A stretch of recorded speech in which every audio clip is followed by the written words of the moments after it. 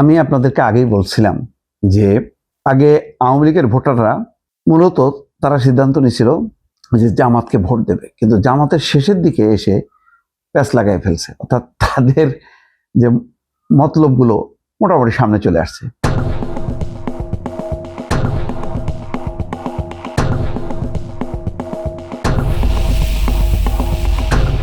সেখানে তারা মুক্তিযুদ্ধ নিয়ে, তারপরে নারী অধিকার নিয়ে, শরিয়া আইন নিয়ে যেভাবে বক্তব্য রাখছে তাতে আতঙ্কিত হয়েছে। তারা দেখছে যে না, এটা তো তাহলে মুখোশ।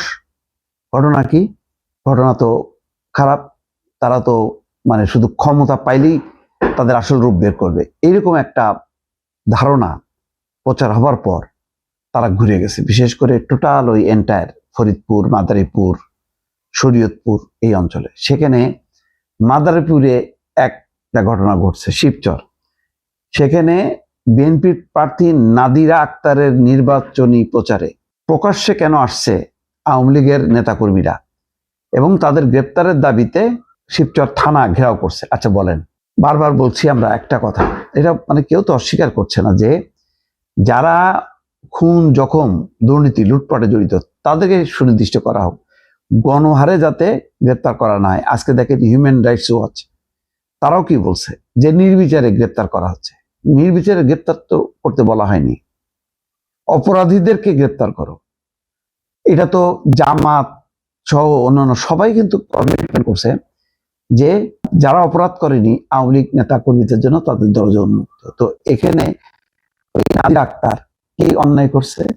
তারা কি মনে করছে যে থানাও ঘেরাও করছে, হ্যাঁ, আর মানে সাথে সাথে ওই অঞ্চলের ভোটাররা তাদের মত পাল্টে দেবে, জোর করে হবে?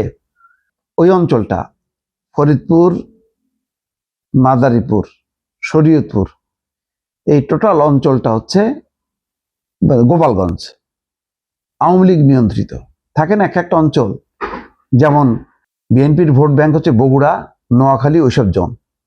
তো এরকম এই জোনটা হচ্ছে আওয়ামী লীগের জোন। আওয়ামী লীগ তো একটা বড় দল, তাই না? তো এখন ওই কিছু হলেই জুলাই যোদ্ধা পরিচয় দিয়ে থানায় ঘেরাও করছে।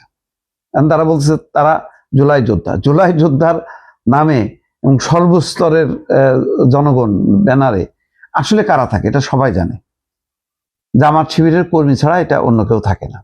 এখন তারা ঘেরাও করছে, ঘেরাও করলে হয়ে যাবে, মানে মানুষ ওই নেতা কর্মীরা আর ভোট দেবে না, বরং আরো বেশি, যত বেশি মানে আওয়ামী লীগের নেতা কর্মীদের বিরুদ্ধে এখন অ্যাকশন চালাবে তত বেশি আওয়ামী লীগের ভোটগুলো কেন্দ্রীভূত হবে। সম্ভবত সেই ঘটনাই ঘটছে। এখানে বলা হচ্ছে যে নাদিরা আক্তারের উঠোন বৈঠকে উপস্থিত হয়ে প্রার্থীকে বিজয়ী করতে অঙ্গীকার করেন দীর্ঘদিন পলাতক থাকা, কার্যক্রম নিষিদ্ধ আওয়ামী লীগের আলোচিত অন্তত 20 নেতাকর্মী। এই সময় তারা জয় বাংলা, জয় বঙ্গবন্ধু স্লোগান দিয়ে ধানের শীষে ভোটও প্রার্থনা করেন। বিষয়টি নিয়ে প্রথম আলোর অনলাইনে জয় বাংলা, জয় বঙ্গবন্ধু স্লোগান দিয়ে ধানের শীষে ভোট চাইলেন আওয়ামী লীগের নেতারা শিরোনামে একটা সংবাদ প্রকাশিত হয়। এরপরে বিষয়টি নিয়ে জেলা রাজনীতিতে নতুন করে আলোচনা শুরু হয়। এটা যদি খবরে নাও আসতো তাও এটা হচ্ছে বাস্তব। আমি কয়েকদিন থেকেই বলছি, আওয়ামী লীগের ভোটাররা কিন্তু তারা লাইন চেঞ্জ করছে, এবং লাইন চেঞ্জ করছে জামাতের ভুল পলিসির কারণে। কারণ তারা প্রথম দিকে যত উদারতা দেখাচ্ছিল, যত তাদের গ্রহণযোগ্যতা দেখাচ্ছিল, আস্তে আস্তে বিষয়টা কিন্তু সেই জায়গায় নীতিতে তারা অবস্থান থাকতে পারেনি, পরে পুরো বিষয়টা উল্টে গেছে।